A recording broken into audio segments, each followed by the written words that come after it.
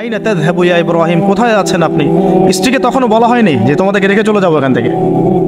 স্ত্রীকে তখনও কিন্তু বলা হয় নাই যে তোমাকে রেখে চলে যাবো এখানে, তোমার সন্তানের এই যে দুধের বাচ্চা রেখে চলে যাবো, তখনও কিন্তু তারা জানেন না। জিজ্ঞাসা করছেন আইনা তাযহাবু ইয়া ইব্রাহিম, কোথায় যাচ্ছেন ইব্রাহিম, কোথায় যাচ্ছেন ইব্রাহিম? বুকের মধ্যে পাথর বাঁধা, তখন বুকের মধ্যে তখন ইব্রাহিম আলাইহিস সালাম কে পাথর বাঁধা। এটা পুরুষ, এই ফিলিংসগুলো পুরুষরা বুঝবে, মেয়েরা বুঝবে না।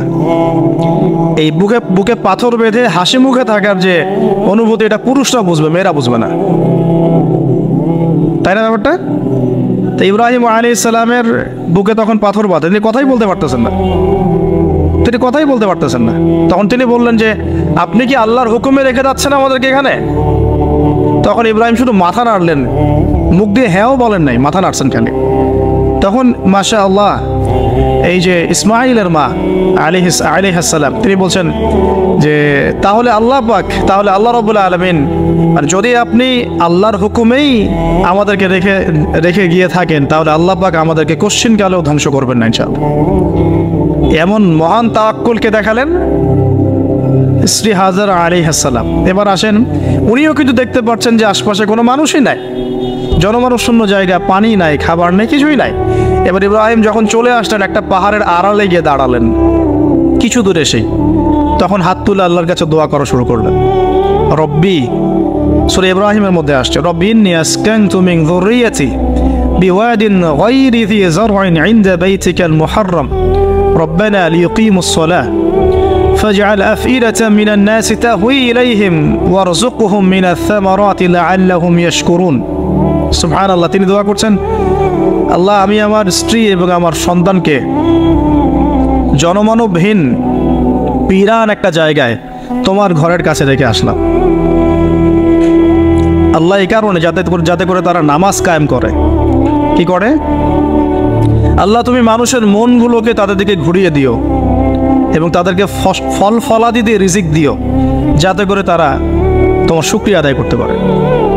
এখনো দেখেন ওই জায়গায় নামাজ ঠিকই কায়েম হচ্ছে, ওই জায়গায় কিন্তু নামাজ পড়েও যেমন শান্তি, নামাজের আসল রুহানিয়াত ওখানে বোঝা যায়।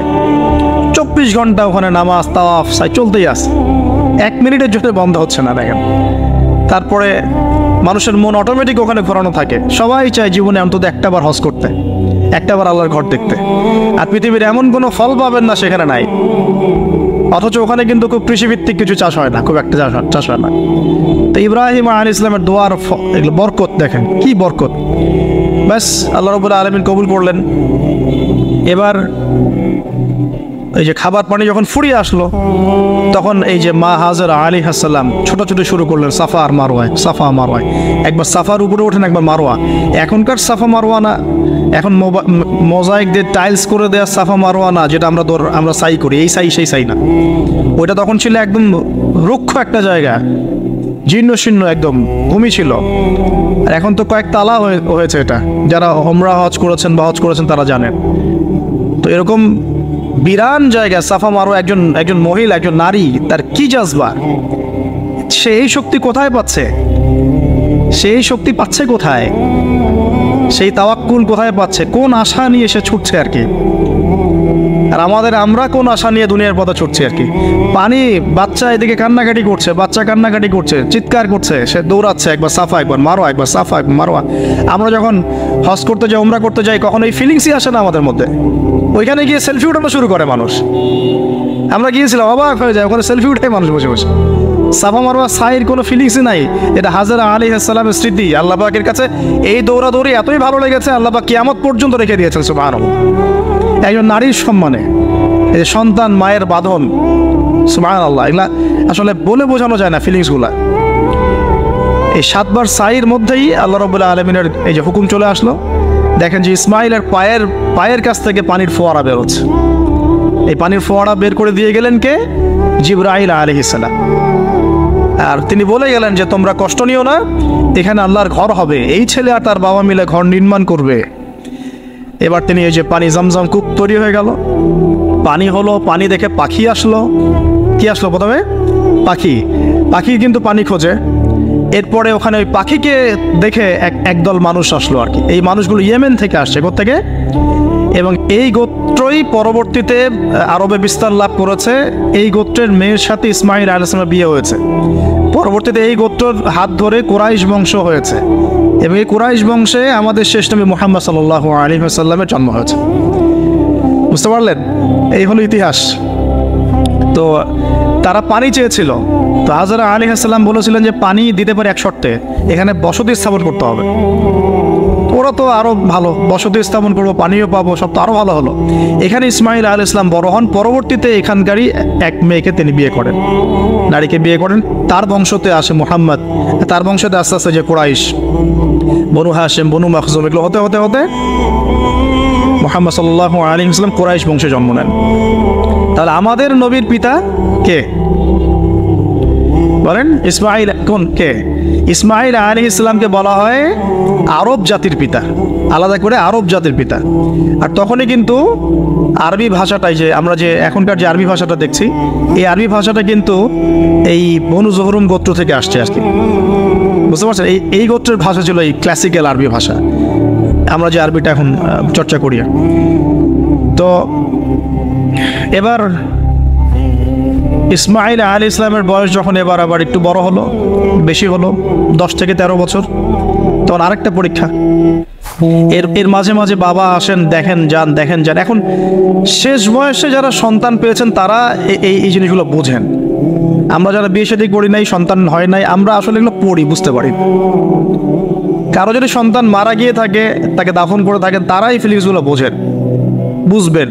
কিন্তু যারা সন্তানের বাবা হয় নাই, আমরা মানে আনম্যারিড অ্যাডাল্ট হই নাই, আমরা এগুলো বুঝি না, আমরা এগুলো পড়ি, আমরা এগুলো যে রিডিং পড়তে পারি। ঠিক আছে?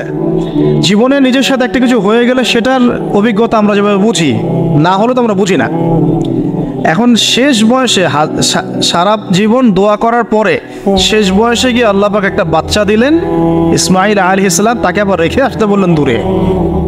এই বাচ্চা আবার একটু বড় হয়েছে, মাঝে মাঝে দেখা হয়, যাওয়া আসা হয়, যাওয়া আসা হয়। এই বাচ্চার বয়স হচ্ছে এখন 10 থেকে 13 বছর। আল্লাহ পাক বলছেন একে জবাহ করতে হবে, কুরবানি করতে হবে। তো ইব্রাহিমের জীবনের পরীক্ষাগুলো দেখেন। এবার এই স্মৃতি তো সামনে আসছে আমাদের। এই যে আমরা সাইর কথা বললাম, এটা আমাদের হাজিদের স্মৃতি। এখন এই কাজ করবেন তারা সামনে। আমরা যে কাবা ঘরের কথা বলছি, এখন তারা সেখানে আছে। আমরা এখানে নামাজের কথা বলছি, তারা সেখানে নামাজ পড়ছেন। এই জিনিসগুলো না জেনে, না পড়ে, না বুঝে হজমরা করতে গেলে স্বাদ পাবেন না, তো আপনার টেস্টটা পাবেন না। এখানে বয়স হলো 13 বছর, 15 বছর, কুরবানি করতে বললেন। কুরবানি যে আমরা করি, গরু ছাগল কুরবানি দেই, আমরা তো ফিলিংসই বুঝি না যে আসলে আমরা কি করতেছি, কেন করছি, কার স্মৃতিতে করছে, না করলে কি হতো। তো এটা নিয়ে তো এই যে একটু আগে এক ভাই বলে গেলেন যে এগুলো নিয়ে যে বিভিন্ন মহলে অনেক সমালোচনা, পশু কুরবানি, অমানবিক, এই সেই, এগুলো তো চিন্তারই জায়গা নাই। এগুলো চিন্তার তো জায়গাই নাই আমাদের কাছে। কারণ এখানে সবচেয়ে বড় কথা ছিল নিজের জীবন কুরবানি করা, নিজের জীবনটা কুরবানি করা। নিজের জীবন না আছে, আল্লাহ আমার কাছে একটা খাসি চেয়েছেন, একটা গরু চেয়েছেন, একটা বাহিমাতুল আনআম চেয়েছেন। এখানে তো আমার নিজের জীবনটাই দেওয়ার কথা ছিল। ওটা না নিয়ে আল্লাহ পাক বলেছেন যে বাহিমাতুল আনআম একটা দিলেই হবে। তোমার কাছে ওটার গোশতও চাই না, চামড়াও চাই না, কিছুই চাই না, তাকওয়াটুকু চাই। তাতেই এত কথা। এটা দামই বা কত? 10-15 হাজার, বা একটা গরুর 50,000, 60,000, 1 লাখ টাকা। 1 লাখ টাকা কি আপনি সন্তানের মূল্য দিয়ে হিসাব করতে পারবেন? তো এখানে মূল জিনিসটাই হচ্ছে আল্লাহ পাকের হুকুম। আল্লাহ পাকের হুকুমই সবচেয়ে বড় কথা। আল্লাহ পাকের হুকুমের ফলেই নেকি হয়, অন্য কোনো কাজে নেকি নেই। আল্লাহ পাক হুকুম দিয়েছেন বলেই। একটা এক্সাম্পল দিয়ে যার সামনে যাব। হাজিরা মিনায় রাত কাটাবে না, মিনায় এমনিতে হারাম শরীফে নামাজ পড়লে কত নেকি হয়? 1 রাকাত নামাজ পড়লে 1 লক্ষ নেকি হয়। মানে 1 ওয়াক্ত নামাজ পড়লে 1 লক্ষ ওয়াক্তের নেকি হয়। হারামের কথা বলছে, কাবার কথা বলছে। আর মদিনায় তো 1000। তো কাবা ঘরে নামাজ পড়লে এত নেকি হয়। আল্লাহ রাব্বুল আলামিন এখান থেকে হাজিদেরকে বলেছেন যে মিনায় গিয়ে রাত কাটাতে হবে।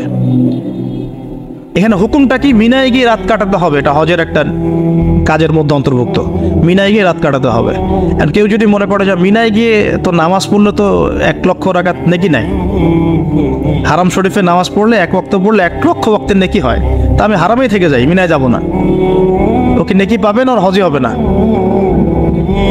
এখানে নেকিটা বড় কথা না, বড় কথাটা কি? আল্লাহর হুকুম। আল্লাহ পাকের হুকুমের পিছনে কি নাকি আছে এটা আমি সংখ্যা দিয়ে কাউন্ট করতে পারবো না।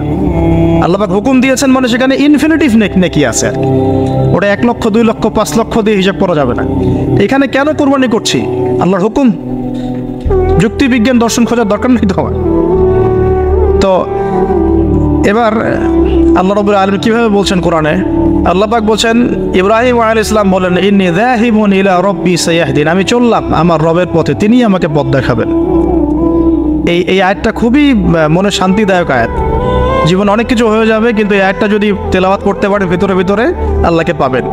ইন্নী যাহিবুন ইলা রাব্বি সায়াহদিন, আমি ছুটলাম, আমি চললাম আমার রবের দিকে, তিনি আমাকে পথ দেখাবেন। রব্বি হাবলি মিনাস সালিহিন, আল্লাহ আমাকে সুসন্তান দান করুন, সালেহীন সন্তান দান করুন। ফাবাশশারনাহু বিগুলামিন হালিম, আল্লাহ বলছেন আমি তাকে সহনশীল সন্তান দান করলাম, সহনশীল সন্তান দান করলাম।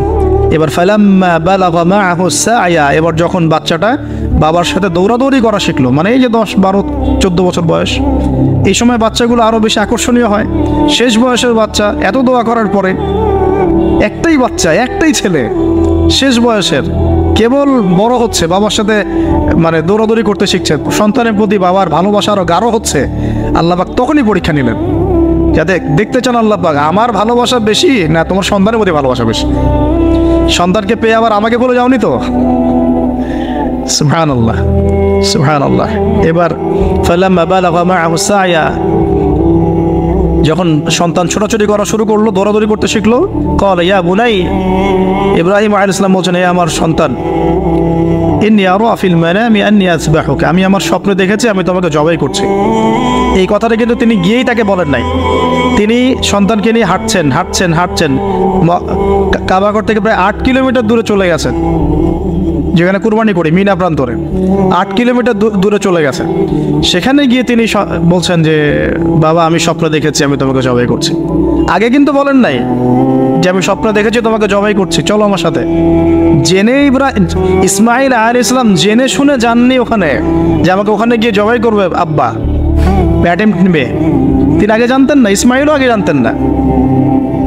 যখন তাকে নিয়ে গেছেন ওই স্পটে নিয়ে গেছেন যে যেখানে জবাই করবেন বা মনস্থ করেছেন, ওইখানে গিয়ে তিনি বলছেন যে ইন্নী আরা ফিল মানামি আন্নী আযবাহুকা, বাবা আমি স্বপ্নে দেখেছি আমি তোমাকে জবাই করছি।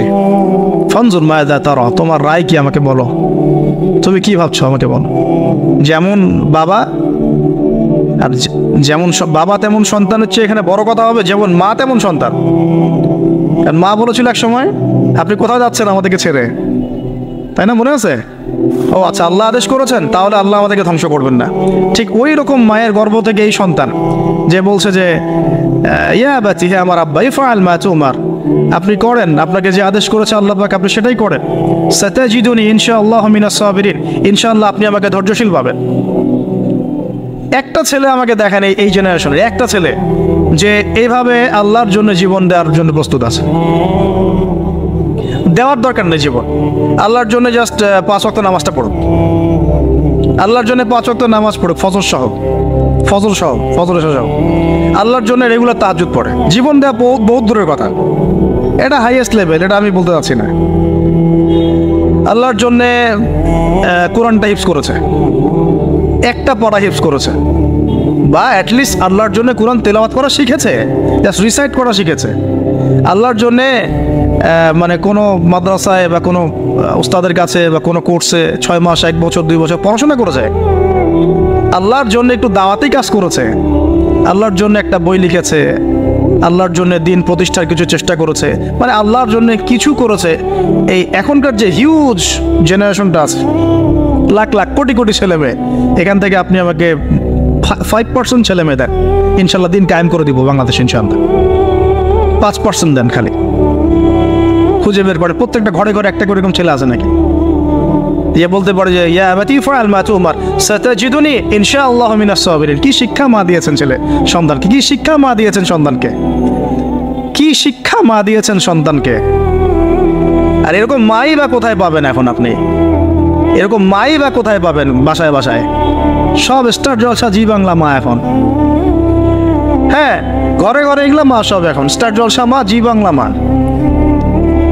হলিউড বলিউড হলিউড সব ভর্তি। এদের তো কি, এদের জীবনটাই পাশবিক, এদের জীবনটাই পাশবিক। এমন মাদেরকে স্ত্রীদেরকে আমরা ঘরে নিয়ে আসতেছি, স্বামীর হায়াত কমায় রেখে দিচ্ছে একেবারে, সারাদিন দুনিয়া দুনিয়া দুনিয়ার দুনিয়া। হাজারের মতো মা ছাড়া কি ইসমাইলের মতো জেনারেশন আসবে কিনা বলেন দেখি? হাজেরা আলাইহিস সালামের মতো মা ছাড়া ইসমাইলের মতো জেনারেশন সম্ভব? আর ইসমাইলের মতো জেনারেশন না পেলে বাংলার জমিনে বা সারা বিশ্বে দিন প্রতিষ্ঠা হবে? কোনোদিনও সম্ভব না। তো ইসমাইল আলাইহিস সালামের এই কথার পরে, এই কথা যখন বাস বাবা তো এখন বুঝে ফেললেন যে আমার ছেলে তো যেই সেই ছেলে না, সে আবার ইনশাআল্লাহ বলেছে, ইনশাআল্লাহু মিনাস ফালাম্মা আসলামা ওয়া তাল্লাহু লিল জামিন। আল্লাহ পাক এত চমৎকার করে কোরআনের মধ্যে মানে আয়াতগুলোকে নিয়ে এসেছেন, বালাগাত এত উঁচু মানের। ফালাম্মা আসলামা, যখন তারা দুজনে আত্মসমর্পণ করলো। কিসের সামনে আত্মসমর্পণ করলো? আল্লাহর হুকুমের সামনে আত্মসমর্পণ। এটাই ইসলাম। ইসলাম মানে কি? এই যে এইটা ইসলাম, আল্লাহর হুকুমের সামনে মাথা নত করার নাম ইসলাম। আর আমরা তো প্রত্যেকটা কাজের পিছনে লজিক খুঁজি। নামাজ কেন পড়তে হবে, রোজা কেন রাখবো, যাকাত কেন দিব? তো তোমাকে কেন খুঁজতে কে বলেছে? আল্লাহ বলেছেন তাই করব, রাসূল বলেছেন তাই করব। আল্লাহ নিষেধ করেছেন তাই করব না, রাসূল নিষেধ করেছেন তাই করব না। এত যুক্তি দর্শনের কি দরকার?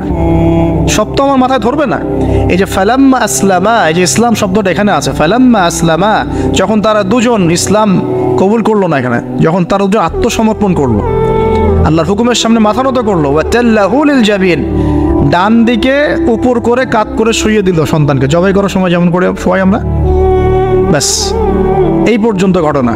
তারপরে আল্লাহ পাক বলছেন ওয়া নাদাইনাহু ইয়া ইব্রাহিম, তখন আমরা ইব্রাহিমকে আওয়াজ দিলাম, হে ইব্রাহিম, হে ইব্রাহিম, হে ইব্রাহিম, কদ সাদ্দাকতা রুইয়া, তুমি তোমার স্বপ্নকে সত্যায়ন করেছো, তুমি তোমার স্বপ্নকে সত্যায়ন করেছো। দেখেন এটা স্বপ্ন, এটা কিন্তু জিবরাইল আলাইহিস সালাম এসে সরাসরি ওহিও করেন নাই, যে যেমন এসে সরাসরি বলা যে আপনার সন্তানকে কোরবানি করতে হবে। তিনি স্বপ্ন, এটা আরো বড় পরীক্ষা। কারণ স্বপ্ন, শয়তান ওই সময় 3 বার পাথর নিক্ষেপ করেছে না, শয়তান বোঝানোর চেষ্টা করেছে এটা তো স্বপ্ন, ভুলও হতে পারে, এটা তো স্বপ্ন, মিথ্যা স্বপ্ন দেখতে পারো। তখন তিনি 3 বার শয়তানকে পাথরও মেরেছেন, মনে আছে? ওইটা কিন্তু হাজিরা এখনো করছেন না? দেখেন আরো বড় পরীক্ষা। এখানে কিন্তু সরাসরি জিবরাইল আলাইহিস সালাম এসে বলেন না যেটা করেন, বরং স্বপ্নের মধ্য দিয়ে মেসেজ দেওয়া হচ্ছে। এখন তো আমরা অনেকে স্বপ্নের স্বপ্নের অস্তিত্ব অস্বীকার করি। স্বপ্ন সত্য হতে পারে অনেকেরই, অমুসলিমেরও স্বপ্ন সত্য হতে পারে। ইউসুফ আলাইহিস সালামের ওই 2 বন্দী মুসলিম ছিলেন না, যারা স্বপ্ন দেখেছিলেন যে আমার মাথা থেকে রুটি খেয়ে ফেলা হচ্ছে, আমি শরাব পান করেছি, তারা কিন্তু মুসলিম ছিলেন না। ওই রাজাও মুসলিম ছিল না যে রাজা স্বপ্ন দেখেছে দুর্ভিক্ষ হবে। তো স্বপ্নের সত্যতা আছে, তবে সেটা সত্য স্বপ্ন একরকম, মিথ্যা অলিক স্বপ্ন আরেক রকম। আর নবীগণের স্বপ্ন কি হয়? ওয়াহি হয়। নবীগণের স্বপ্ন এক প্রকার, ওয়াহি হয়। এবার যখন পাশ ফিরিয়ে দিলেন, আল্লাহ পাক ডাকলেন, ফানাদাইনাহু ইয়া ইব্রাহিম কদ সাদ্দাকতা রুইয়া, আপনি আপনার স্বপ্নকে সত্যায়ন করেছেন। কদ সাদ্দাকতা রুইয়া, এটা ছিল আল্লাহর পক্ষ থেকে একটা বড় পরীক্ষা। ওয়াফাদাইনাহু বিযিবহিন আযীম, এখানে আসছে এটা, ওয়াফাদাইনাহু বিযিবহিন আযীম। এরপর আল্লাহ পাক সেখানে একটা মহান কুরবানি দিলেন। এই যে আমাদের কুরবানির সুন্নাত আসলে, ওয়া তারাকনাহু লিল আখিরিন, এবং পরবর্তীদের জন্য এই সুন্নতটাকে আমি রেখে দিলাম। সুবহানাল্লাহ, মানে কিয়ামত পর্যন্ত এখন এই সুন্নাত থাকবে ইনশাআল্লাহ। কদ সাদ্দাকতা রুইয়া ইন্না কাযালিকা নাজজিল মুহসিনিন ইন্না হাযা লাহুয়াল বালাউল মুবিন وفديناه بذبح عظيم وتركناه للآخرين سلام على إبراهيم। এবার শেষে আসছে যে ইব্রাহিম আলাইহিস সালামের প্রতি শান্তি বর্ষিত, সালামুন আলা ইব্রাহিম। আমরা বলি সালামুন আলা ইব্রাহিম আলাইহিস সালাম। এবার পরীক্ষায় পাস, আল্লাহ রাব্বুল আলামিন সব পরীক্ষা যখন ইব্রাহিম আলাইহিস সালাম পাশ করে গেলেন, তখন তাকে জাতির পিতা ঘোষণা করলেন। মনে আছে? ওয়াইদ ইবতালা ইব্রাহিমা রাব্বাহু বিকালিমাত, যখন আল্লাহ রাব্বুল আলামিন ইব্রাহিমকে বহু পরীক্ষা করলেন, অনেকগুলো পরীক্ষা করলেন। যখন ফালাম্মা আতাম্মাহুন্না, যখন তিনি পরীক্ষায় উত্তীর্ণ হয়ে গেলেন, তখন আল্লাহ পাক বলেন ইন্নী জাইলুকা লিন-নাসি ইমামা, আমি তোমাকে পুরো মানব জাতির ইমাম বানিয়ে দিলাম। সুবহান। এখান থেকেই আমরা বলছি যে তিনি হচ্ছেন পুরো মুসলিম উম্মার কি জাতির পিতা। এবার আসেন, পরীক্ষা শেষ, পুরস্কার লাগবে। পুরস্কার কি? পুরস্কার হচ্ছে এখন ছেলে আর বাবা মিলে এখন কাবা ঘর বানাও তোমরা। সুবহানাল্লাহ, কত বড় সম্মান! আল্লাহ পাকের ঘর নির্মাণ করো বাবা ছেলে মিলে। বাস ছেলে বাবা মিলে কাবা ঘর নির্মাণ করছে। দেখেন এই স্মৃতিটাও কত মধুর, ছেলে বাবা মিলে কাবা ঘর নির্মাণ করছে। দেখেন, হ্যাঁ, ওয়াতাখির বাইতি লিত-তাইফিনা ওয়াল আকিফিনা ওয়া রুকআইস সুজুদ, আমার এই ঘরটাকে কি করো? পবিত্র রাখো। তাওয়াফকারীর জন্য, ইতিকাফকারীর জন্য, নামাজ পড়বে যারা। এখনো সেটা চলছে, কিন্তু এখনো চলছে। এরপরে বানানো শেষ, তখন দুজনে দোয়া করছেন, দুইটা দোয়া, রব্বানা তাকাব্বাল মিন্না ইন্নাকা আনতাস সামিউল আলিম।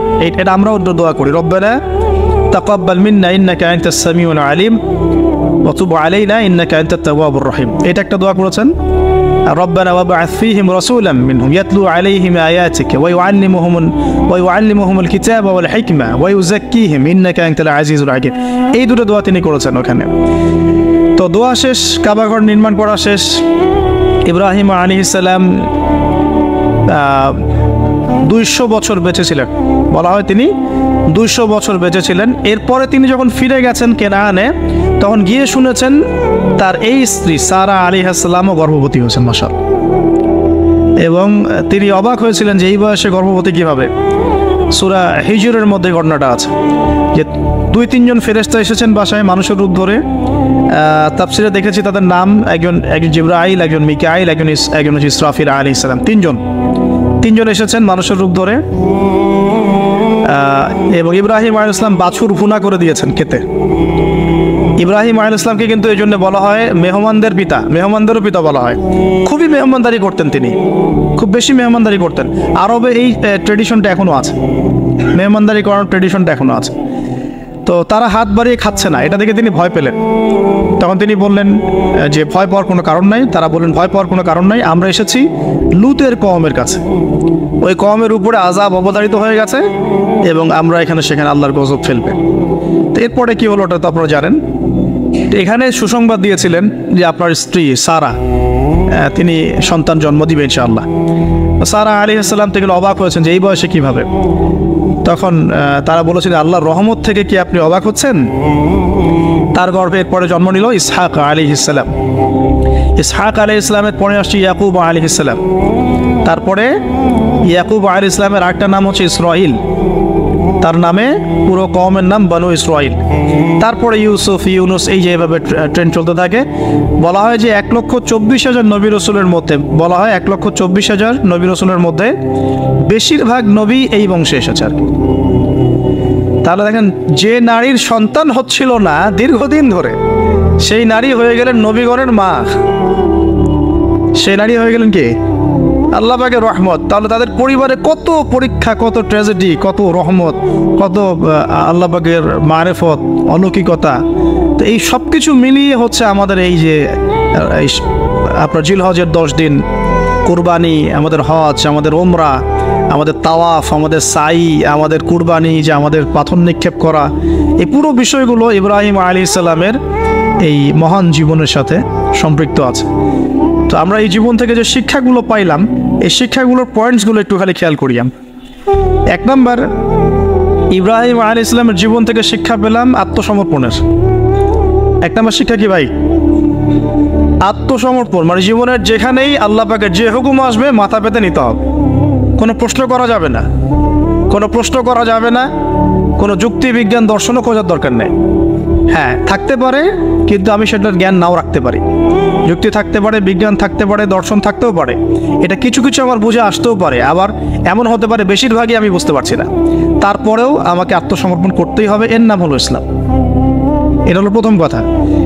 দ্বিতীয় হচ্ছে যে যারা এরকম করে আত্মসমর্পণ করবে তাদেরকে তাওহীদপন্থী হতে হবে। ইব্রাহিম আলাইহিস সালামের পুরো এই লাইফ হিস্ট্রিটার মধ্যে আছে তাওহীদ, তাওহীদ আর তাওহীদ, একত্ববাদ, একত্ববাদ, একত্ববাদ। আল্লাহ রাব্বুল আলামিনের একত্ববাদ শিখুন, কিতাবুত তাওহীদ এই টাইপের বইগুলো পড়ুন, শিরক থেকে দূরে থাকুন। ইনশাআল্লাহ যে ব্যক্তি শিরক থেকে দূরে থাকবে, তাওহীদপন্থী হবে, সে মৃত্যুবরণ করলে জান্নাতে যাবে ইনশাআল্লাহ। মান মাতা লা ইউশরিক বিল্লাহি শাইআ দাখালাল জান্নাহ, যে ব্যক্তি মৃত্যুবরণ করবে এমন অবস্থায় যে আল্লাহর সাথে শরীক করে নাই, সে জান্নাতে যাবে ইনশাআল্লাহ।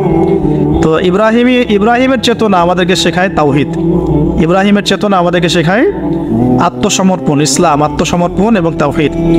আরও শেখায় আল্লাহর প্রতি তাওয়াক্কুল, আল্লাহর প্রতি কি তাওয়াক্কুল, ভরসা করা। কিভাবে তারা ভরসা করেছেন, তাওয়াক্কুল করেছেন, সবসময় বলেছেন হাসবি আল্লাহ ওয়া নি'মাল ওয়াকিল, হাসবি আল্লাহ ওয়া নি'মাল। বলা হয় যে এই কালিমাটাও যদি সকাল সন্ধ্যায় কেউ 7 বার করে পড়ে, হাসবি আল্লাহু লা ইলাহা ইল্লা হু আলাইহি তাওয়াক্কালতু ওয়া হুয়া রাব্বুল আরশিল আযীম, এই দোয়াটাও যদি সকাল সন্ধ্যায় কেউ 7 বার করে পড়ে, দুনিয়া আখিরাতের যে কোনো প্রয়োজন আল্লাহ পূরণ করে দিবে ইনশাআল্লাহ। এটাও সূরা তাওবার মধ্যে আছে, ঠিক আছে। তারপরে 4 নম্বর হচ্ছে যে জ্ঞানতাত্ত্বিক যুদ্ধ। মানে ইব্রাহিম আলাইহিস সালাম কিন্তু হাত দিয়ে যুদ্ধ করেন নাই, কিন্তু জ্ঞানতাত্ত্বিক দর্শন দিয়ে, জ্ঞান দিয়ে তিনি কিন্তু সারা জীবন ধরেই যুদ্ধ করে গেছেন মানে বাতিলপন্থীদের সাথে। আপনারা শুরুতে দেখলেন একটা একটা করে।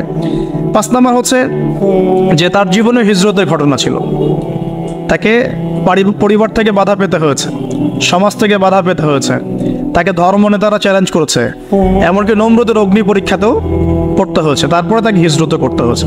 এই প্রত্যেকটা সুন্নত আমাদের নবী সাল্লাল্লাহু আলাইহি ওয়াসাল্লামের জীবনেও হয়েছে। তাকেও পরিবার থেকে বাধা দেওয়া হয়েছে, সমাজ বাধা দিয়েছে, তাকে ধর্মনেতারা বাধা দিয়েছে এবং তাকেও দেশ ছাড়া করা হয়েছে। 5 নম্বর নেককার স্ত্রীর ভূমিকা। তাদের উভয়ের জীবনে নেককার স্ত্রীর একটা মারাত্মক ভূমিকা ছিল। চিন্তা করে দেখেন, যদি আমরা সারা আলাইহিস সালাম আর হাজেরা আলাইহিস সালামকে এই পুরো হিস্ট্রি আর গল্পটা থেকে মাইনাস করে দিই, গল্পের কতটুকু বাকি থাকে বুঝতে পারছেন না? মানে এই পুরো গল্প থেকে যদি আমরা এই 2টা ক্যারেক্টারকে মাইনাস করি, তাহলে কিন্তু গল্পের আর কিছু বাকি থাকে না, মানে খুব কমই বাকি থাকে। তার মানে তারা এখানে অনেক ভাইটাল ক্যারেক্টার। এই কারণে আমাদের জীবনেও সবচেয়ে ভাইটাল ক্যারেক্টার কারা? আমাদের স্ত্রীরা। আমাদের পিতামাতার চাইতেও বেশি বড় ভাইটাল ক্যারেক্টার কারা? তো এই জন্য স্ত্রী এবং স্বামী চুজ করার ক্ষেত্রে সর্বোচ্চ সতর্ক থাকতে হবে এবং স্ত্রীদেরকে অবশ্যই তাওহীদপন্থী হতে হবে। হাজরা আলাইহিস সালামের মতো দিনদার, নেককার, পরেজগার, আল্লাহর প্রতি ভরসাকারিণী হতে হবে। সবর, ধৈর্য ধারণকারিণী হতে হবে, ধৈর্য ধারণকারিণী। এবং স্বামী যদি নেককার হয়, সেই স্বামীকে সাপোর্ট করা, তাকে তার স্বপ্ন, তার ভিশনকে এগিয়ে নেওয়া, তার পাশে থাকা, তাকে পিছন থেকে বুস্ট আপ করা, এগুলো স্ত্রীর দায়িত্ব। এগুলো যদি করতে পারে তাহলে পরিবারটা ইনশাআল্লাহ ইব্রাহিমের তাওহীদের আদর্শের পরিবার হবে ইনশাআল্লাহ তাআলা। ওই পরিবারের কর্তাই হবে ইব্রাহিমের মতো, আর ওই পরিবারের স্ত্রী হবে হাজেরা সারার মতো ইনশাআল্লাহ। তখন ওই পরিবার থেকে ইসমাইলের মতো সন্তান প্রডিউসড হবে ইনশাআল্লাহ আযজা ওয়া জাল। এরপরে আছে যে অগ্নি পরীক্ষা। আপনি যদি তাওহীদপন্থী হন, পরিপূর্ণ মুসলিম হওয়ার চেষ্টা করেন, পদে পদে আল্লাহ পরীক্ষা নেবেন। এমনকি বড় পরীক্ষাও আসতে পারে, সেসব পরীক্ষার জন্য আল্লাহ পাকের বান্দারা মানসিকভাবে প্রস্তুত থাকবে ইনশাআল্লাহ। এরপরে ভালোবাসার সর্বোচ্চ লেভেলটা শুধু আল্লাহ পাকের জন্যে। দেখেন, সন্তানের ভালোবাসার চাইতেও আল্লাহর ভালোবাসাকে তিনি বড় করে দেখেছেন, তাই না? তো আল্লাহ পাকের চাইতে বেশি কাউকে ভালোবাসা যাবে না। আল্লাহর জন্য অন্যদেরকে ভালোবাসবো, আল্লাহর জন্য সব কিছু করবো ইনশাআল্লাহ। তারপর আরও অনেক আছে, যেমন বিপদে কষ্টে তারা নামাজ পড়েছেন, তাই না? কষ্টে বিপদে তারা নামাজে দাঁড়িয়েছেন। তো এটা আমাদের শেখা উচিত ইব্রাহিম আলাইহিস সালামের জীবন থেকে, বিপদে কষ্টে সমস্যা পড়ে নামাজে দাঁড়িয়ে যাওয়া। তারপরে শয়তানের ধোকায় না পড়ে পাথর নিক্ষেপ করেছেন। জীবনে পদে পদে শয়তান ধোকা দেওয়ার চেষ্টা করবে, শয়তানকে এভাবেই পাথর নিক্ষেপ করে পথ চলতে হবে। আল্লাহ পাক তৌফিক দান করুন। এছাড়াও আল্লাহ রাব্বুল আলামিনের বন্ধু ছিলেন ইব্রাহিম আলাইহিস সালাম। আল্লাহ রাব্বুল আলামিন তার সাথে কুরবানি এবং হজের মহান স্মৃতিকে জড়িত করেছেন। তো যারা আমরা হজ করতে যাব ইনশাআল্লাহ, উমরা করতে যাবেন যারা, বা কুরবানি করব আমরা এই সামনে, অবশ্যই ইব্রাহিম আলাইহিস সালামের জীবনী, ইসমাইল আলাইহিস সালামের জীবনী, হাজরা আলাইহিস সালামের জীবনী, তাদের এই পুরো হিস্ট্রিটা অন্তত একবার পড়ে দেখব কুরবানি করার আগে। তাহলে ইনশাআল্লাহ ইবাদতে আমরা অনেক বেশি স্বাদ পাবো। লা শারীকা লাহু, তার কোনো শরীক নাই। ওয়া বিযালিকা উমিরতু, এই একনিষ্ঠভাবে তার ইবাদত করার জন্যই আমি আদিষ্ট হয়েছি। ওয়া বিযালিকা উমিরতু ওয়া আনা মিনাল মুসলিমিন, এবং আমি মুসলিমদের অন্তর্ভুক্ত। এই শুরু হলো এবার পুরো স্পষ্টভাবে তাওহীদের ঘোষণা দেয়া। তবে ইব্রাহিম আলাইহিস সালামের এক একটা পদক্ষেপ যৌক্তিক না, বৈজ্ঞানিক না, এবং অকাট্য প্রমাণ আছে না, এগুলোকে কিন্তু ভেদ করতে পারছে না তারা। এবার ইব্রাহিম আলাইহিস সালাম চিন্তা করলেন, দাঁড়া, এবার উচিত শিক্ষা দিতে হবে। তবে আগে বলেন, এই যে উচিত শিক্ষাটার কথা বলছে, এটা আবার আপনারা খবরদার ভুলেও কোথাও দিতে যায় না, ঠিক আছে? এটা তো সময় আছে। ইব্রাহিম আলাইহিস সালামের সাথে নবী সাল্লাল্লাহু আলাইহি ওয়াসাল্লামের জীবনের মিলের কথা বলছিলাম। নবী সাল্লাল্লাহু আলাইহি ওয়াসাল্লাম মক্কা বিজয়ের আগে কি কখনো মূর্তির গায়ে হাত দিয়েছেন কিনা বলেন? দিয়েছেন না। যখন মক্কা বিজয় হয়ে গেছে, পুরো স্টেটই আপনার, অথরিটি আপনার, তখন আপনি আপনার অ্যাকশন নিতেই পারেন, সেটা আপনার ব্যাপার। তখন আপনি কি করবেন? মুহাম্মদ সাল্লাল্লাহু আলাইহি ওয়াসাল্লাম কাবা ঘরে ঢুকে তখন মূর্তি ভেঙেছেন এবং বলেছেন ওয়াকুল জাআল হক ওয়া যাকাল বাতিল ইন্নাল বাতিলা কানা যাহুকা, তাই না? তো ইব্রাহিম আলাইহিস সালাম এবার শিক্ষা দেওয়ার চিন্তা করছেন। তিনি বলছেন যে যখন এরা মেলাতে যাবে, ওই উৎসবে যাবে, তখন আমি এদেরকে দেখে নিব। এটা কুরআন চমৎকারভাবে বলেছে যে إذ قال لأبيه وقومه ماذا تعبدون أئفكا آلهة دون الله تريدون فما ظنكم برب العالمين فراغ إلى آلهتهم فقال ألا تأكلون। ইব্রাহিম আলাইহিস সালাম এবার যখন ওরা মেলায় চলে গেছে, যাওয়ার আগে আবার ইব্রাহিম আলাইহিস সালাম বলছিলেন যে ইন্নী সাকিম, আমি হচ্ছি অসুস্থ। আমি কি অসুস্থ? নজরা নজরাতান ফিন নুজুম, ইব্রাহিম আলাইহিস সালাম রাতের বেলা আকাশের দিকে তাকালেন একবার, তাকিয়ে ওদেরকে বললেন যে ইন্নী সাকিম, আমি অসুস্থ। এটা কৌশল, আমি অসুস্থ, এটা কৌশল। তো এই কৌশল আবার সব জায়গায় ঘাটাতে যায় না আর কি। তো এবার যখন তারা চলে গেল, ফারাগা ইলা আলিহাতিহিম ফাকালা আলা তাকুলুন, এবার তিনি ওই মূর্তিগৃহ যেটা ওদের, ওখানে ঢুকে বলছেন যে আলা তাকুলুন, তোমাদের কি হলো, খাচ্ছ না কেন? কাদেরকে বলছে এই কথা? মূর্তি, খাচ্ছ না কেন? আলা তাকুলুন। ফারাগা ইলা আলিহাতিহিম ফাকালা আলা তাকুলুন মা লাকুম লা তানতিকুন, কি হলো, কথা বলছো না কেন? মা লাকুম লা তানতিকুন, কি হলো, কথা বলছো না কেন? এবার ফারাগা আলাইহিম দরবান বিল ইয়ামিন, এবার ইয়ামিন মানে ডান হাত, ডানাতে যা পেয়েছিলেন আর কি, তা দিয়ে সবগুলোকে ভেঙে চুরমার করে ফেলছে। ব্যাস, এবার ওরা যখন আসলো এসে বলছে যে আনতা ফাআলতা হাযা বিআলিহাতিনা ইয়া ইব্রাহিম, হে ইব্রাহিম, তুমি কি আমাদের উপাস্যদের সাথে এই কাজ করেছো? ইব্রাহিম বলছেন লা, না, লা আসলে কোরআনে নাই, আমি নিজের মতো করে বললাম আরবি বলতে বলতে। বাল ফাআলাহু কাবীরুহুম হাযা, বরং এই বড়টা এই কাজ করছে, এর মধ্যে সবচেয়ে বড় যেটা আছে এই ব্যাটার কাজ, আমি করি নাই, আমি তো করি নাই। তখন ওরা তো এটা তো হতভম্ব হয়ে গেল, যে সে বলছে যে তুমি তো জানো, তুমি তো খুব ভালো করেই জানো যে তারা কথা বলতে পারে না, নড়াচড়া করতে পারে না, কিছুই করতে পারে না। তখন তিনি বলেন, তাহলে তোমরা কেন এমন ইলাহের উপাসনা করো যে কথাও বলতে পারে না, শুনতেও পারে না, দেখতেও পারে না, তোমার উপকারও করতে পারে না, ক্ষতিও করতে পারে না। কিন্তু এবারও কিন্তু যুক্তি নাই, কোনো তাদের কাছে কোনো দলিল নাই, কোনো প্রমাণ নাই, কোনো যুক্তি দর্শন কিচ্ছু নাই। এবার শুরু হলো জুলুম। জালেমের কাজ কি? যুক্তি, জ্ঞান, দর্শন, বিজ্ঞান এগুলো দিয়ে যখন পরাস্ত, এগুলো দিয়ে পারছি না, এবার পেশি শক্তি। এবার কি? পেশি শক্তি। ব্যাস, এবার পেশি শক্তি। ইব্রাহিম আলাইহিস সালামকে নিয়ে যাওয়া হচ্ছে নমরুদের দরবারে। এবার চলো, এবার তোমার আজকে খবর আছে। এবার পুরো রিমান্ড হবে 7 দিনের। একদিন রিমান্ড হলেই অবস্থা খারাপ হয়ে যাওয়ার কথা। ইব্রাহিম আলাইহিস সালামকে এবার নিয়ে যাচ্ছে ধরেন নমরুদের কাছে, কি যে হবে আল্লাহ ভালো জানেন। ইব্রাহিম আলাইহিস সালাম যখন যাচ্ছেন, তখন কি তিনি জানতেন যে আল্লাহ পাক তাকে আগুন থেকে বাঁচাবেন? এই ঘটনা যে ঘটবে তিনি কি জানতেন? আচ্ছা, আমরা না হয় জানি যে এমনটা হয়েছিল। ইব্রাহিম আলাইহিস সালাম ওই সময় তো জানতেন না যে কি হতে যাচ্ছে। তার মানে তার ওই সময় তার ইমানের তেজ, তার স্থিরতা, ইস্তেকামা এবং তাওয়াক্কুল কত বেশি ছিল। তাকে নিয়ে যাওয়া হচ্ছে এবারে নমরুদের সামনে দাঁড় করিয়ে। নমরুদ এবার একটু মজা নিয়ে জিজ্ঞাসা করলো যে কে তোমার রব? ওই কবরের প্রশ্ন করার মতো, মান রব্বুক, তোমার রব কে? তো ইব্রাহিম আলাইহিস সালাম বলেন রব্বি আল্লাযী ইউহয়ী ওয়া ইউমীত, আমার রব তিনি যিনি জীবন দেন মৃত্যুও দেন। এবার নমরুদ বলছে ক্বালা আনা উহয়ী ওয়া উমীত, আমি তো জীবন দিই আর মৃত্যু দেই। কিভাবে? একজন এই যাবজ্জীবন প্রাপ্ত আসামিকে ডেকে নিয়ে ছেড়ে দিল, দিয়ে বললো যে জীবন দিলাম। আর একজন আসামিকে ডেকে তৎক্ষণাৎ মৃত্যুদণ্ড দিয়ে মৃত্যু দিলাম। তো ইব্রাহিম দেখলেন আলাইহিস সালাম এ তো মোটা বুদ্ধির মানুষ, কারণ যে যত বড় জালেম হয় তার বুদ্ধি তত মোটা হয়, কিন্তু এটা মাথায় রাখবেন। ফেরাউনের মতো জুলুম মানুষের বুদ্ধি লোপ করে দেয়, আর শিরক মানুষের মধ্যে ভয় সঞ্চার করে। যখন আপনি শিরক করতে থাকবেন মনে খুব ভয় কাজ করবে, এবং মুশরিক বাহিনী কখনো ইসলামের বিজয় লাভ করতে পারে নাই। যে মুসলিম সেনাবাহিনীর মধ্যেও শিরক ছিল না, ওরা যুদ্ধের মাঠে পরাজিত হয়ে গেছে। ইতিহাস ঘাটবেন, মুসলিম যে সেনাবাহিনীর মধ্যে শিরক ছিল ওই সেনাবাহিনী পরাজিত হয়ে গেছে। আবার অল্প গুটি কয়েক সেনাবাহিনী তারা তাওহীদপন্থী ছিল, তারা জয়লাভ করেছে। ইতিহাস ঘেটে দেখবেন। তো জুলুম কি করে? বুদ্ধি লোপ পায়। নমরুদের বুদ্ধি লোপ পেয়ে গেল। তো ইব্রাহিম আলাইহিস সালাম বলছেন রব্বি আল্লাযী ইউহয়ী ওয়া ইউমীত, এ তো এটা বুঝলো না।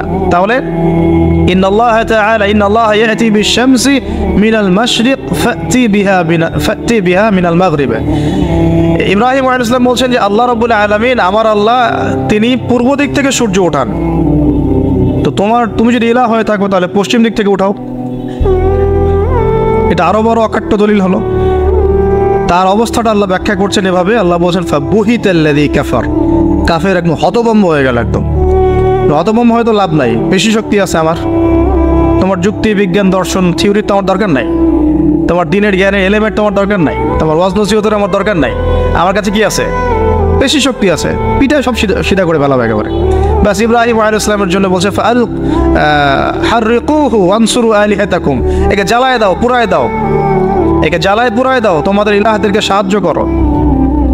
আল্লাহ পাক অন্য জায়গায় বলছেন যে ফাআরাদু বিহি কাইদান ফাজআলনাহুমুল আসফালিন, তারা ইব্রাহিম আলাইহিস সালামকে নিয়ে একটা বিশেষ বড় একটা কৌশল করলো। এই কৌশলটা কি ছিল? তাকে অগ্নিকুণ্ডের মধ্যে ফেলে দেওয়ার একটা চেষ্টা করলো, আগুন জ্বালিয়ে রাখলো। বলা হয় 40 দিন, এগুলো হিস্ট্রি তাফসীরুলতে আসছে, আমি জাস্ট পুরান টেক্সট টু দ্য পয়েন্ট বলছি। তো আগুন দাউ দাউ করে জ্বলতে লাগলো, ওই ব্যাবিলন ওখানকার সব মানুষ দেখছে বিষয়টা। তো ইব্রাহিম আলাইহিস সালামকে ফেলে দেওয়া হবে। দেখেন, যখন ফেলে দেওয়া হবে তখন কি ইব্রাহিম জানতেন যে তিনি আগুনে পুড়বেন না? তিনি তাহলে প্রস্তুত ছিলেন, তিনি তখন জীবন দেওয়ার জন্য প্রস্তুত ছিলেন। ঠিক আছে, এখন তাকে ফেলে দেওয়া হচ্ছে, ঠিক ওই সময়ে জিবরাইল আলাইহিস সালামের আগমন। সুবহানাল্লাহ। তিনি এসে বলছিলেন যে আমার কাছে কোনো হাজত আছে নাকি আপনার? তখনও ইব্রাহিম আলাইহিস সালাম বলেছেন আপনার কাছে আমার কোনো হাজত নাই। হাসবি আল্লাহ ওয়া নি'মাল ওয়াকিল, এই যে কথাটা আমরা বলি হাসবুনাল্লাহ ওয়া নি'মাল ওয়াকিল, হাসবি আল্লাহ ওয়া নি'মাল ওয়াকিল। ইব্রাহিম আলাইহিস সালাম বললেন আল্লাহই আমার জন্য যথেষ্ট এবং তিনিই আমার উত্তম কর্মবিধায়ক। বাস এরকম মোমেন্টে বান্দা যখন আল্লাহকে এভাবে চাবে, আল্লাহ রাব্বুল আলামিন না এসে পারবেন? কখনই পারবেন না ইনশাআল্লাহ তাআলা। তখন আল্লাহ রাব্বুল আলামিনের আদেশ চলে আসলো, ইয়া নার, হে আগুন, কুনি বারদান ওয়া সালামান আলা ইব্রাহিম, ইব্রাহিমের জন্য ঠান্ডা হয়ে যাও, শীতল ঠান্ডা হও, মানে খুব শীতল না, আবার আরামদায়ক শীতল ঠান্ডা হয়ে যাও। সুবহানাল্লাহ। এভাবে আল্লাহ রাব্বুল আলামিন ইব্রাহিম আলাইহিস সালামকে অগ্নি পরীক্ষা থেকে বাঁচালেন। ওখানে ইব্রাহিম আলাইহিস সালাম থাকলেন, কোনো ক্ষতি হলো না। তিনি পরবর্তী সময় বলেছিলেন ওই সময়টুকুর মধ্যেই তিনি শান্তিতে ছিলেন। ওই যে বললাম না, অনেকে যে নির্যাতন নিপীড়নের শিকার হয় তারপরে বলে যে ওই সময়টুকুই ভালো ছিলাম, আল্লাহকে পেয়েছিলাম, তেলাওয়াত বেশি ছিল, তাহাজ্জুদ বেশি ছিল, পরে ফিতনার যুগে চলে আসছি। তো এই হলো অগ্নি পরীক্ষা। এরপরে কমকে দাওয়াত দেওয়ার হলো না, সেখান থেকে চলে যেতে হলো। এই যে অগ্নি পরীক্ষা ইব্রাহিম আলাইহিস সালামকে এখানে দিতে হয়েছে, ওই রকম পরীক্ষা আমাদের নবী সাল্লাল্লাহু আলাইহি ওয়াসাল্লামকে দিতে হয়েছে তায়েফের মাঠে, দিতে হয়েছে বদরের মাঠে, উহুদের মাঠে। এখানে আল্লাহ পাক ফেরেশতা নামিয়ে দিয়েছেন সাহায্যের জন্য, বদরের মাঠে দেখেন, উহুদের মাঠে আল্লাহ পাক ফেরেশতা নামিয়েছেন সাহায্যের জন্য। একদম হুবাহুমিল পাবেন আপনি জিনিসগুলো, খালি বাসিরা থাকলেই হবে, ধরতে পারলেই হবে জিনিসগুলো। সামনে যাই, এবার শুরু হলো জীবনের দ্বিতীয় পর্যায়ে। এবার তিনি হিজরত করে চলে যাচ্ছেন। দেখেন এখানেও হিজরত, আবার নবী সাল্লাল্লাহু আলাইহি ওয়াসাল্লামের যুগেও মক্কা থেকে মদিনায় নবীগণের জীবনের সাথে এগুলো জড়িত, ঠিক আছে। এখন যাওয়ারটা কেউ সাথী লাগবে, তো একাকিত্বের জীবনের অবসান ঘটলো, আল্লাহ রাব্বুল আলামিন তাকে সাথী দিলেন। সাথীর নাম হচ্ছে সারা আলাইহিস সালাম। কি নাম? অনন্য সুন্দরী নারী ছিলেন। ইতিহাসে বলা হয় যে দুজন নারী সবচেয়ে বেশি সুন্দরী, দুজন। আমাদের মতো আর্টিফিশিয়াল সুন্দরী না, আর্টিফিশিয়াল সুন্দরী কথা বলো, অরিজিনালি সুন্দরী দুজন নারীর কথা বলা হয়েছে। একজন হচ্ছেন হাওয়া আলাইহিস সালাম, অনন্য সুন্দরী নারী ছিলেন, এবং আরেকজন সারা আলাইহিস সালাম, তিনি পরম সুন্দরী নারী ছিলেন। দেখো সারা আলাইহিস সালাম, তার গর্ভ থেকে কিন্তু পরবর্তীতে মানে সন্তান তো প্রথমে হচ্ছিল না, তাই না? শেষ বয়সে গিয়ে সন্তান হলো। হাজারা আলাইহিস সালামের গর্ভ থেকে কি ইসমাইল, আর সারা আলাইহিস সালামের গর্ভ থেকে ইসহাক। ইসহাক আলাইহিস সালামের পরে ইয়াকুব, আর ইয়াকুবের পরবর্তী বংশধর যারা তারা কি বনু ইসরাইল। তো বনু ইসরাইলের মধ্যে ইউসুফ হাসান, ইউসুফ সবচেয়ে সুন্দর ছেলে না? সারা আলাইহিস সালামের সৌন্দর্য, সুবহানাল্লাহ, কথা বুঝতে পারছেন? মায়ের সৌন্দর্য, মায়ের মার বাবা তারা ছিলেন পরম সুন্দর। এখন সারা আলাইহিস সালামের সাথে বিয়ে হলো। দেখেন এই যে লম্বা সময় আলোচনা করলাম, এই সময়টুকুর মধ্যে ইব্রাহিম আলাইহিস সালামের দাওয়াতে মাত্র দুজন মানুষ মুসলমান হয়েছে। কয়জন? একজন হলো তার স্ত্রী সারা, আর একজন হচ্ছে তার ভাতিজা, তার নাম লুত। ভাতিজার নাম কি? লুত। পরবর্তীতে তিনিও নবী হয়েছিলেন, এবং তাকে সাদুম গোত্রের কাছে পাঠানো হয়েছিল। কোন পাপের কারণে? হোমোসেক্সুয়ালিটি, সমকামিতা, যেটা এখন ওই বিজ্ঞাপন দিয়ে প্রচার করা হয়। এবং ঢাকা শহরে যদি একটা শুমারি করা হয়, দেখবেন এদের সংখ্যা কম হবে না। ঢাকা শহরে যদি শুমারি করা হয়, দেখবেন এদের সংখ্যা কম হবে না। এখন যদি ভূমিকম্প আসে, আমরা কি লা ইলাহা ইল্লাল্লাহ বলবো? বলেন তো, আমরা তো ডেকে নিয়ে আসতেছি ভূমিকম্প, আমরা ডেকে নিয়ে আসতেছি যে আল্লাহ পাক বলছেন এগুলো করো না, গজব আসবে। আমরা করছি আর এটাকে ডেকে নিয়ে আসতেছি, আসো। আর এদিকে আমরা মানে রড সিমেন্টের অ্যাডভার্টাইজ করতেছি আর কি, এগুলো দিয়ে বাড়ি বানালে কোনোদিন ভাঙবেও না, কাঁপবেও না। আমাদের চিন্তাগুলো কেমন হয়ে গেছে জানি। আল্লাহ পাক জেনা, ব্যভিচার, মাদক, পর্নোগ্রাফি, এই সমকামিতার এইসব পাপের কারণে এরকম গজবগুলো নাজিল করেন। শুধু ঢাকা কেন, এরকম বড় বড় মেগা সিটিজ যেগুলো আছে, এগুলোতে এখন এটার অধিকার তারা চাচ্ছে, আন্দোলন করে অধিকার চাচ্ছে। আপনার রেইনবো ফ্ল্যাগ দেখবেন, রংধনু ফ্ল্যাগ। রংধনু ফ্ল্যাগ মানেই সমকামিতা। অ্যাডভার্টাইজ দিয়ে দিয়ে, পোস্ট দিয়ে দিয়ে এখন মানুষ, আগে যেমন মেয়েরা বাসায় গিয়ে গিয়ে কিছু সার্ভিস দিত না, মানে খারাপ সার্ভিসের কথা বলছি আর কি, এখন এভাবে ছেলে ছেলেকে সার্ভিস দেওয়ার জন্য ডাকতেছে। এটা কোনো গাল গল্প করছি না, এটা বাস্তবতা। যদি আমাকে বলেন যে আপনি চোখের সামনে প্রমাণ দেন, আমি দিতে পারবো না। যদি আপনি আমাকে 1 মাসের জন্য অথরিটি দেন ঢাকা শহরে, তাহলে দিতে পারবো উইদিন 1 মাসের মধ্যে। এখন যদি আমাকে বলেন আমার চোখের সামনে এনে দেন, আমি দিতে পারবো না। তো আমি তাত্ত্বিকভাবে পড়ে অনলাইনে দেখছি। যদি বলেন যে 1 মাসের অথরিটি আপনাকে দিলাম, খুঁজে বের করে দেন, 7 দিন লাগবে না ইনশাআল্লাহ। তো কথা হচ্ছে এটাই, যে এই যে সাদুম গোত্রের কাছে পাঠানো হচ্ছে লূত আলাইহিস সালামকে সমকামিতার পাপের কারণে, পরবর্তীতে এই কওমটাকে ধ্বংস করা হয়েছে।